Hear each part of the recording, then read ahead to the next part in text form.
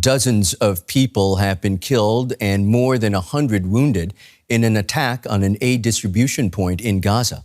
A Red Cross-run hospital said the victims were trying to collect supplies when the attack occurred at a compound run by the Gaza Humanitarian Foundation in Rafah in the south of the Strip.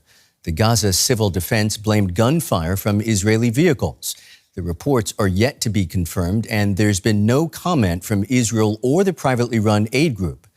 Meanwhile, the humanitarian situation in Gaza remains dire, with only limited food and medicine getting in, and Israel stepping up its military operation as it seeks to take full control of the Strip. Rescuers in Gaza said Israeli airstrikes killed more than 20 people across the territory on Saturday, including a woman who was 7 months pregnant. Dozens more were wounded. In Gaza City, a mother hugged the body of her son. The victim's cousin says an Israeli bomb killed him while he was trying to find food for his family. He was 30 years old and had 5 children. He was martyred when a civilian car was targeted.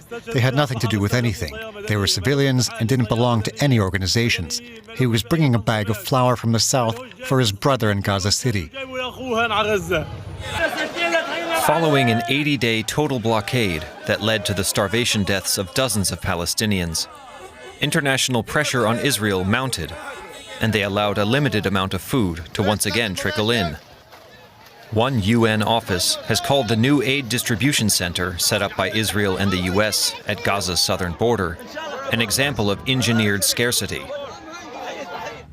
Elsewhere, the World Food Programme is sending trucks of flour to local bakeries to feed Gaza's starving population. Aid groups say dozens of WFP trucks have been looted by armed groups. I don't know what to say about this war. Look, I buy just 1 kilogram of flour each day for my little children. This famine has killed many children, and many have died from malnutrition. Meanwhile, a ceasefire doesn't seem to be likely in the near future. Hamas leaders say the most recent terms offered by the top U.S. negotiator are a reversal of a deal they agreed to just days earlier. They say that term sheet included, among other things, a clear path to a permanent ceasefire, followed by a complete withdrawal of Israeli forces from the entire Gaza Strip. Israel and the U.S. deny that any such agreement was made. While Hamas say they're still considering the deal they called more biased toward Israel, civilians in Gaza can only wait and hope. For more on this, I'm joined by our correspondent Emily Gordine in Jerusalem. Emily, what more do we know about this incident in Rafah? Well, this incident occurred at one of the 4 distribution centers that were put up by the Israeli military and that are operated by the so-called Gaza Humanitarian Foundation. Now, this foundation was set up because Israel essentially claimed that the UN, which was previously responsible for distributing aid across the Gaza Strip, allowed Hamas to seize some of that aid. Israel has not provided any evidence for this accusation, and the UN has rejected that claim.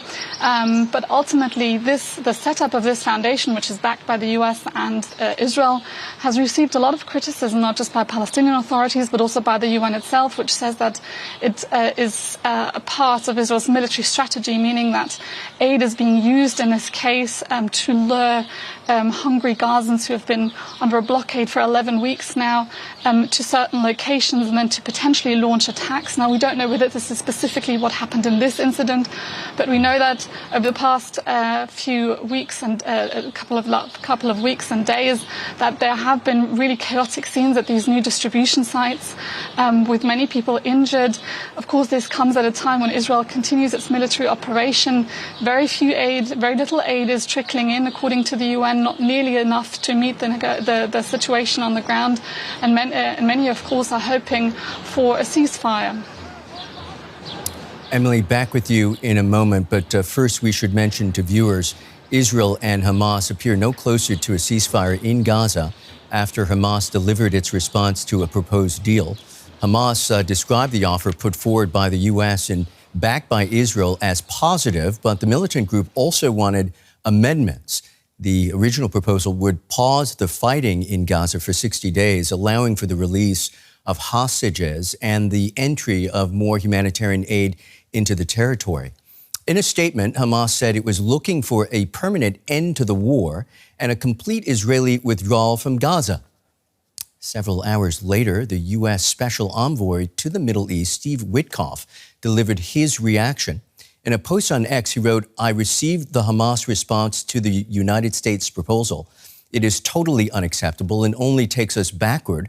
Hamas should accept the framework proposal we put forward as the basis for proximity talks. That is the only way we can close a 60-day ceasefire deal in the coming days." Let's talk a bit more about the ceasefire proposal for a moment, Emily. Hamas says it wants amendments. What exactly is the militant group angling for? Well, first of all, Hamas has agreed to release 10 living hostages and 18 deceased hostages in exchange for the release of Palestinians held in Israeli jails and a 60-day ceasefire. But it wants to see amendments to the timetable according to which these hostages are released. They want to see them released over 6 trenches across the 60-day ceasefire. They also want to see a permanent end to the war, which is something that they've been calling for months, really, from the beginning of these negotiations. They also want a full withdrawal of Israeli forces from the Gaza Strip. These two things, as it stands, are not part of this deal. Israel has said from the beginning that it will not agree to a permanent end to the war. It wants to leave that option open. This is also why it broke the ceasefire deal in February, where they were meant to discuss and agree on an end to the deal. Now, the question is whether the Americans will agree to giving certain guarantees to Hamas that if it agrees to this proposal, that along the timeline, so to speak, that Israel won't resume the war again. And so far, that seems to be the sticking point in these negotiations, whether there will not be an agreement to permanently end this war, and how the U.S. is going to be involved in ensuring that does happen. That's Emily Gordine in Jerusalem. Many thanks, Emily.